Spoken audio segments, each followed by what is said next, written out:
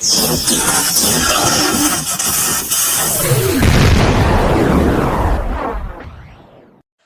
الله الرحمن الرحيم. خير الكلام ما قل وكفى، والصلاة والسلام على نبي المصطفى محمد بن عبد الله. أما بعد، النهارده بإذن الله موعدنا مع مراجعة الميد في الكالكلاس. النهارده هنراجع بعض النقاط المهمة اللي ممكن نحل بيها الامتحان بسرعة، لو هنحل على الآلة في الدالة الزوجية والدالة الفردية. تمام. ففي الفيديو اللي قبل كده خدنا ازاي نجيب النهايات عند الملا نهاية والساين والكوزاين اللي هي المثلثية وأي نهاية على الآلة. تمام. فالفيديو ده هناخد التزايد، ده نعرف ازاي انها زوجية او الدالة فردية. معذرة انا كنت قلت تزايد وتناقص. تمام. تمام. فازاي اعرف هحط الرقم ده على الآلة زي ما عرفنا قبل كده؟ بنعملها ازاي؟ هنقول هنعمل الجذر بتاعنا عادي جدا، وبعدين هنقول ايه؟ الفا اكس اس كام؟ اس 4. تمام. تمام. ثانية واحدة بس. الفا اكس اس 4 زائد الفا اكس تربيع. لا خلي بالك، يبقى انزل تحت عشان ايه؟ الآلة لازم تنزلها لتحت. الفا اكس تربيع. بنعمل الفا ازاي؟ بنقول بنعمل اكس ازاي؟ بنقول الفا اهي، وهنا بنقول بنقفل على القوس المقفول. تمام. تمام. فبنكتب الفا اكس تربيع وينزل تحت زائد كام؟ زائد 5. تمام. فانا عايز اعرف دي زوجيه ولا تناقصيه ولا ايه؟ فزوجيه او فرديه، معذره. فبعمل ايه؟ بدوس على الزرار اللي تحت شيفت، اسمه ايه؟ اسمه كالك. بدوس عليه وبعدين بكتب اي رقم، مثلا بكتب 3. بشوف الرقم اللي طلع معايا كام. جذر طلع بكام؟ جذر 74، جذر 734، جذر 734. تمام. تمام. طب انا كتبت كام في الاول؟ كتبت 2 او 3 اهو. ثانيه واحده، كتبت 3. فهكتب -3. لو طلع بنفس الرقم يبقى دي داله ايه؟ زوجيه. لو طلع بنفس الرقم بس باشاره سالبه او باشاره مختلفه، يعني لو كان موجب يبقى سالب، لو كان سالب يبقى موجب، يبقى دي ايه؟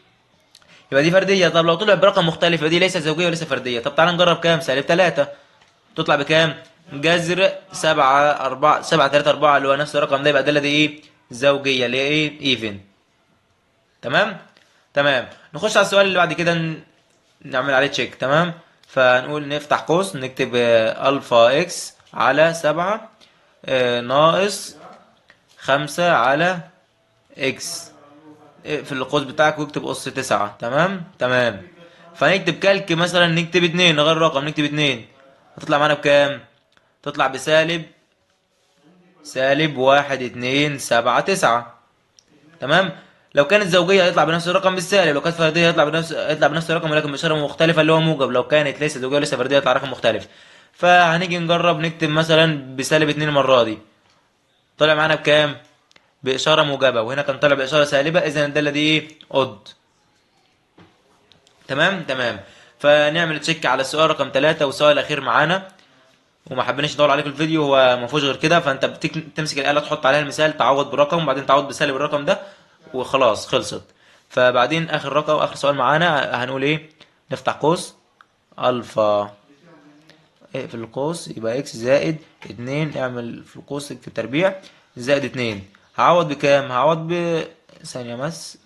زائد 2. هعوض ب4 مثلا. عوضت ب4 طلع معايا بكام؟ ب38. لما عوضت ب4 اعطاني كام؟ 38. طب هعوض بسالب 4، هنشوف هيديني كام. عندي -4. الكلام ده بيساوي كام؟ بيساوي 6. هل ده زي ده او بإشارة مخالفة حتى؟ لا، يبقى ده ايه؟ ليس زوجية وليس فردية. فكده لو حبينا نعرف الدالة دي زوجية وفردية من غير ما احل واوجع دماغي وتاخد مني وقت طويل في الامتحان، بعمل لها تشيك على الآلة. بكتب الدالة بتاعتنا واعمل ادوس كالك هنا وادوس 4 مثلا، واعمل كالك التاني وادوس -4. لو الرقم اتكرر يبقى دي زوجية، لو الرقم اتكرر بأشياء مختلفة يبقى دي ايه؟ فردية. طب لو الرقم جه رقم غيره يبقى ليس زوجية وليس فردية. وبكده يكون خلص الفيديو بتاعنا، واتمنى اكون فدتكم، وما تنسوناش من دعائكم. والسلام عليكم ورحمة الله وبركاته.